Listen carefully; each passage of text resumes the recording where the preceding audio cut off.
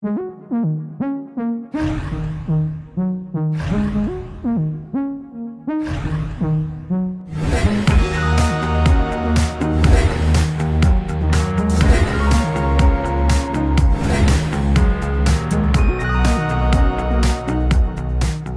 viemos até a residência do general Santos Cruz para conversar com ele.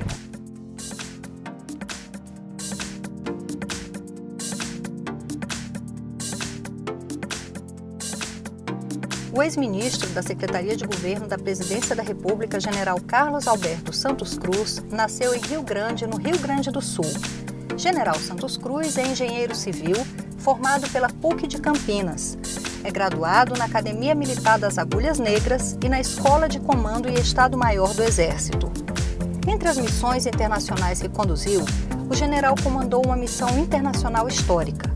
Entre 2013 e 2015, esteve à frente de mais de 20 mil homens de 50 países diferentes nas Forças de Paz da ONU, na República Democrática do Congo. Em 2012, foi chefe de assuntos militares da Secretaria de Assuntos Estratégicos da Presidência da República e, entre os anos de 2017 e 2018, secretário de Segurança Pública do Ministério da Justiça, no governo do presidente Michel Temer. Muito obrigada, general, por nos receber aqui. O senhor ficou órfão muito cedo, perdeu o seu pai com 3 meses, a sua mãe, se eu não me engano, com 5 anos, uma família com 8 filhos. Eu queria saber do senhor quais são as lembranças que o senhor tem da infância e adolescência. As lembranças que eu tenho é de uma infância onde a gente sempre trabalhou muito, né? E a educação através do trabalho, através da participação no trabalho familiar, acredito que ainda é o melhor caminho. General, o senhor liderou uma missão internacional histórica. Comandou cerca de 23 mil homens de mais de 50 países diferentes para combater grupos que atacavam civis com requintes de crueldade na República Democrática do Congo. Como é liderar um grupo tão grande, tão distinto, falando outro idioma, e qual é o grande aprendizado que o senhor tirou dessa missão? Olha, a realidade ali no leste do Congo é uma região que é marcada pela violência, né? A África, uma parte da África tem 500 anos aí, 350 anos de escravidão, mais tempo de colonialismo, que é a escravidão com outro nome. Nos últimos 20, 25 anos, 26 anos, ali talvez tenham morrido 6 milhões de pessoas, e ninguém sabe. A experiência que eu trago de lá é que a gente não pode se acostumar com a miséria, com a desigualdade social, com a pobreza extrema, né? Isso aí é impossível, a gente não pode se acostumar com esse tipo de cenário. O senhor acredita que a gente aqui no Brasil vive um cenário de guerra, já que a gente convive diariamente com as milícias, com o crime organizado? Olha, esse ponto de deterioração que a gente chegou, ele não é só de investimento agora, só numa área, só na educação, ou só na polícia. Isso aí é uma irresponsabilidade do Estado de longa data. Você tem que melhorar a legislação, a execução penal, você tem que melhorar o funcionamento judiciário. Quando você tem uma pessoa que demora 15, 20 anos para começar a cumprir a pena, ou então a taxa de prescrição que se tem não é policial, isso é parte judiciária. Legislação, pegar o feminicídio aí, que é uma coisa absurda, né? Na minha opinião, tem que acabar com a progressão da pena. As polícias, tem polícia civil em estados brasileiros que trabalham com cerca de 30% do efetivo previsto. Não tem capacidade nenhuma de investigação. Por quê? Porque os governadores não fazem concurso público há muitos anos. 15, 20 anos sem concurso público.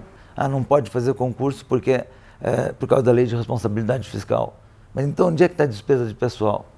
Tem estado que tem na Assembleia Legislativa igual ou número, ou até maior, mais pessoas em cargos de confiança do que no efetivo da Polícia Civil. O senhor foi secretário nacional de Segurança Pública no Ministério da Justiça do presidente Temer. O que o levou a participar do governo Jair Bolsonaro, e o senhor se arrepende de ter participado? Larguei tudo para por um projeto. Fui eleitor do Bolsonaro.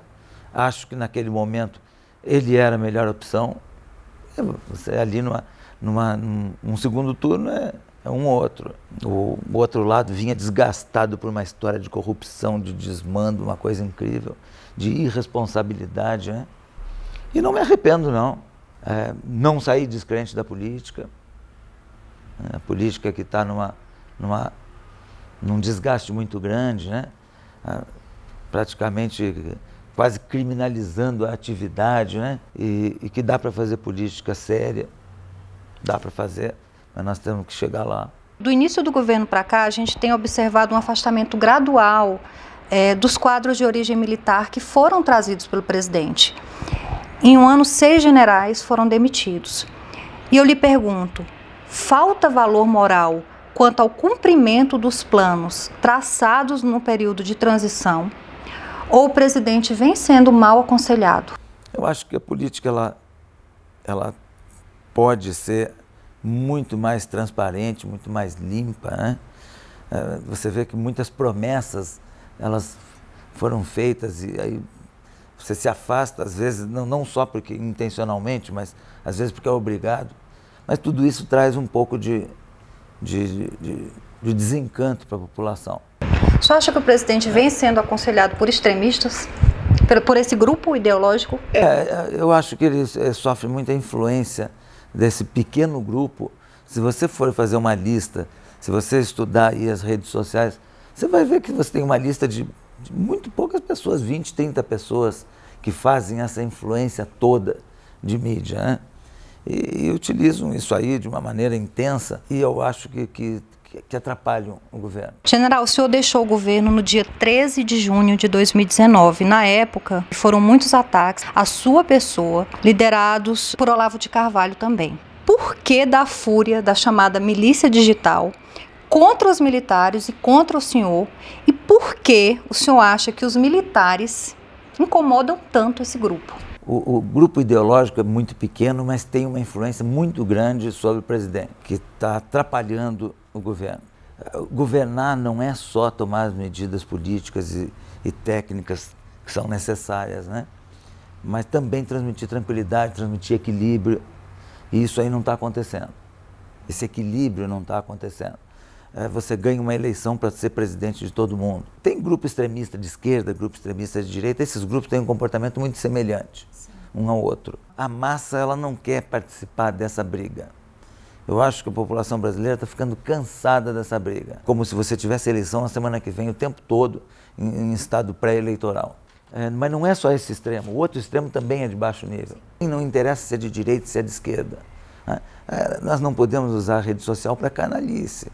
Esse cidadão que você falou aí nem mora aqui, né? Olha só, os generais que acompanham o governo são extremamente qualificados. Aliás, para chegar a essa patente, tem que ser acima da média. O senhor não acha que o presidente vem subaproveitando os militares que estão compondo o governo?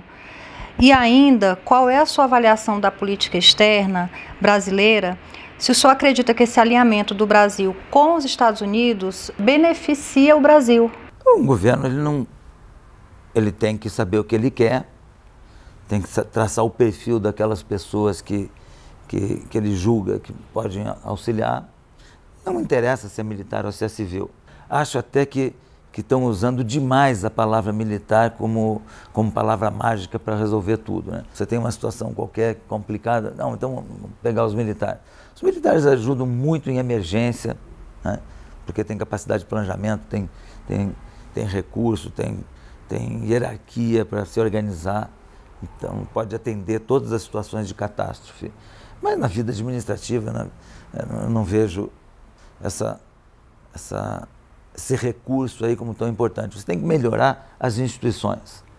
O Brasil, ele começou o governo, lá na campanha, teve um posicionamento muito forte contra alguns países, etc. E eu vejo que hoje em dia está um pouco mais pragmático, mas começou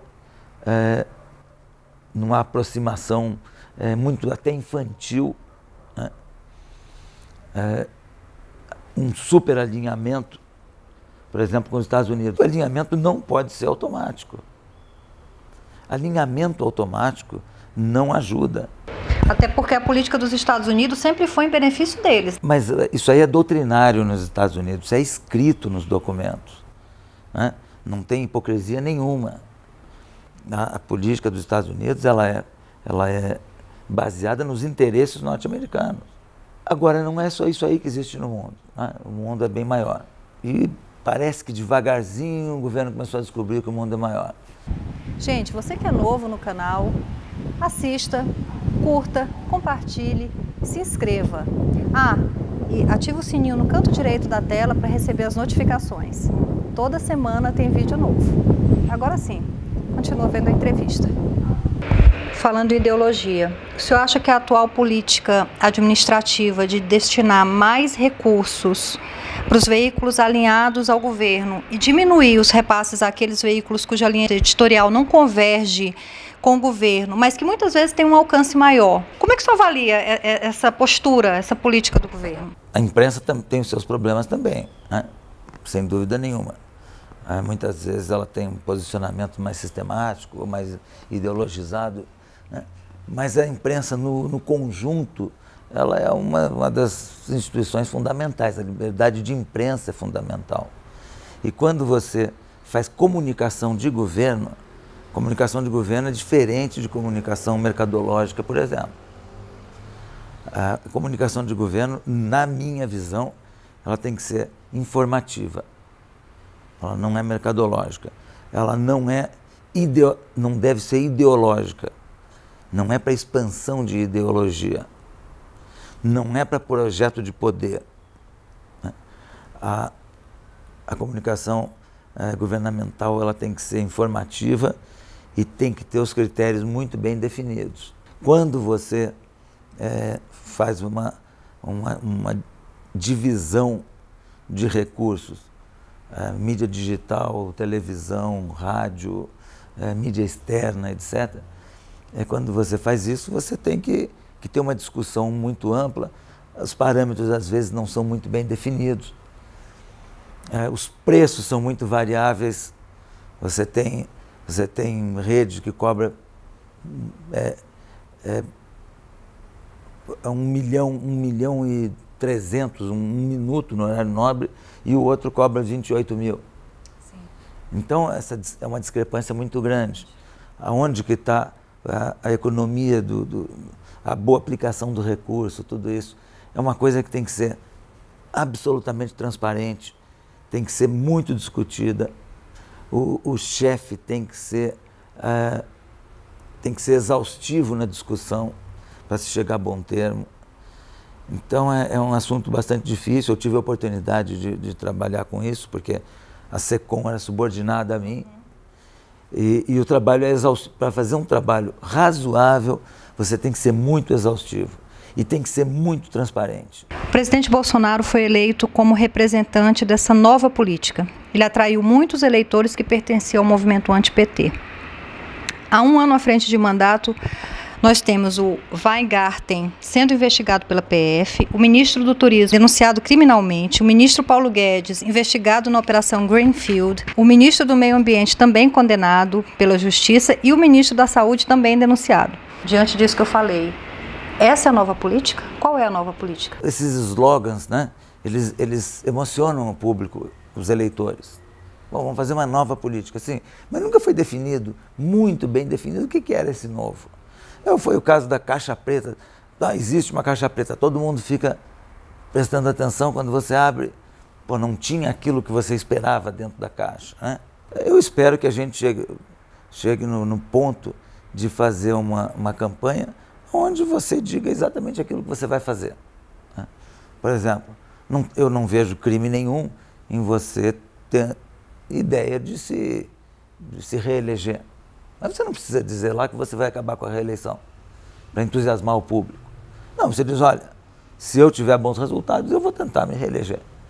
Isso aí não tem nada de errado, não tem nada de mais, né? O que está errado, o que é? Você falar uma coisa e fazer outra. Então, nesse caso aí dessas pessoas que você comentou, que estão na cúpula do governo, aí tem que ver o caso de cada um, né? Não dá para fazer assim uma avaliação geral. Agora, como houve uma promessa, eu acho que vale a pena a autoridade explicar por que não está seguindo aquilo. Pode ter até os motivos, né? Pesquisas dão conta de que o ministro Moro cresce em popularidade, enquanto a do presidente permanece estável, mas num patamar bem inferior. Recentemente, o presidente ventilou a possibilidade de desmembrar o ministério de Moro. Só acredita que essa cogitação seria fruto de alguma manobra política ou foi realmente um erro estratégico? Eu não vejo assim, não. Eu vejo mais por pressão política, né? De pessoas que querem ou ser ministro, ou ter mais um ministério para acomodar mais gente, alguma coisa assim. Eu acho que o ministro Sérgio Moro continua sendo uma das figuras importantes no Brasil. Acho que é bom preservar, porque ele representa uma coisa que a gente precisa, que é a seriedade, o combate contra a corrupção, que é o nosso câncer.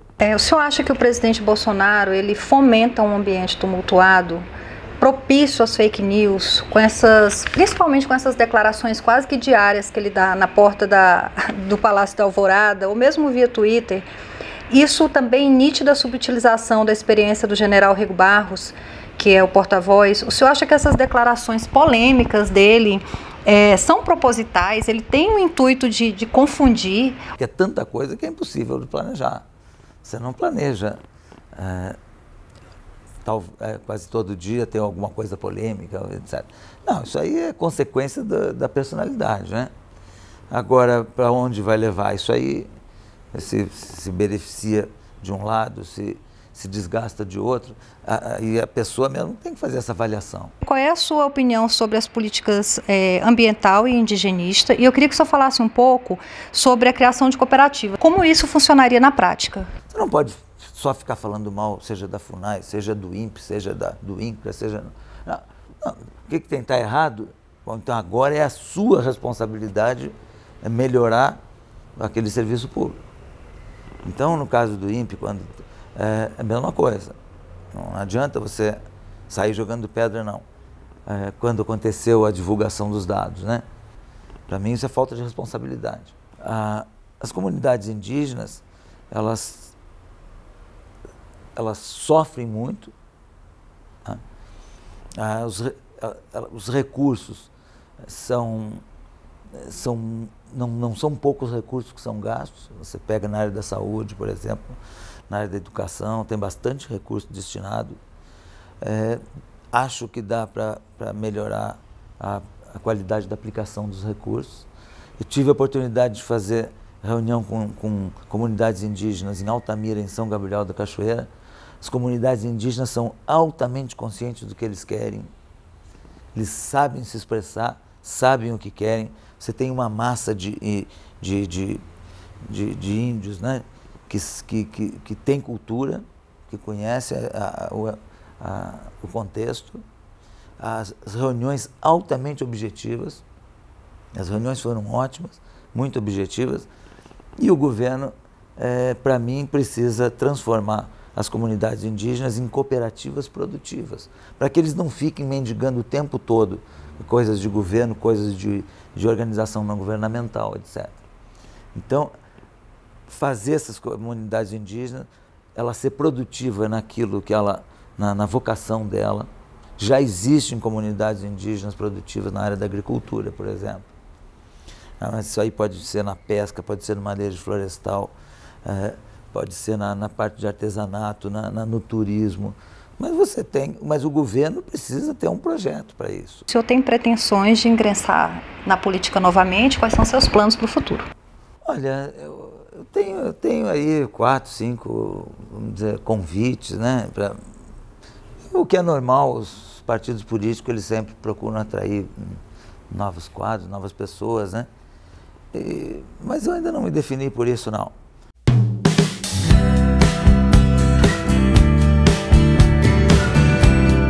Trincheira. Congo. Lealdade. Fundamental. Poder. poder não pode embriagar ninguém. Humor. Tem que manter o bom humor. E fé. Sempre. General, muito obrigada.